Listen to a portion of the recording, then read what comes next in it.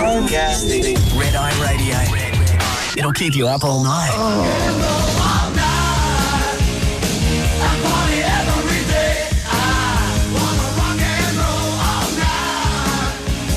Yeah, it is a classic, isn't it? Kiss, I Want to Rock and Roll All Night.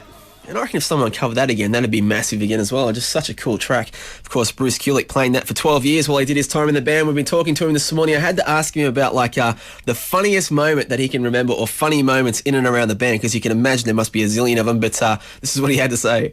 Well, I love the movie Spinal Tap, Yep. So I got to tell you, in Kiss, we had a couple of Spinal Tap moments, and it wasn't really funny at the time, but when I look back, I realized it was really funny. Not being able to find the stage, from the dressing room area.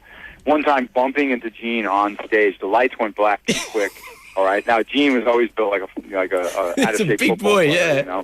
And there he is with the bass, and I just ran right into him. That took the wind out of me. So, but and one time I thought they left me out too long on stage when I was doing my solo, and I was going, "Where the hell are they?" Because they're supposed to come back after a certain cue, and I got so pissed off.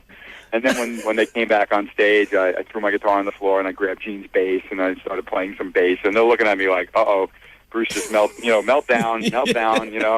But, it was just the pressure of the whole thing. What can I say? So those are all kind of funny things. But, each tour, usually there's something wacky that happens. But those stand out for me, for sure. Now, I'd just like to, one final question, man, before we go. I don't want to take up too much of your time, but I'd love to play I Was Made for Loving You. What was it like being on stage playing that one in particular?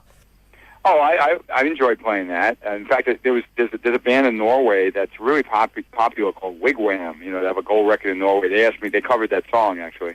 They asked me to play lead on it, so... Oh, look, all the Kiss material is fun. We didn't always perform that one because it's kind of part of that disco-kisco era band, but it's a hit, and Paul likes dancing around and singing it, so we used to do it. But I know that was a big hit. Stat and Shandy were really huge in Australia. Yeah. We had a place. We never played Shandy before, and then we had to learn Shandy just for the Australian market, which is cool because I like when we play. Kiss isn't really a heavy metal band, though we got lumped into that sometimes. So I always enjoyed playing something a little more on the mellow side with the band. Looking forward to getting back there soon too. Yeah, awesome. Well, it's been unreal talking to you, Bruce. Really appreciate your time. I'm stoked that you're so passionate about what you do, because I'm sure the kids are just feeding off that. They'd love to be in the same room with you. So it's been an honor to have you on the show, man. I'm in New York. There's a police vehicle going by. That's what that is. But tell everybody to check out my website, because it's going to have the link to the Gibson blog. You can look on Gibson.com or Kulik.net.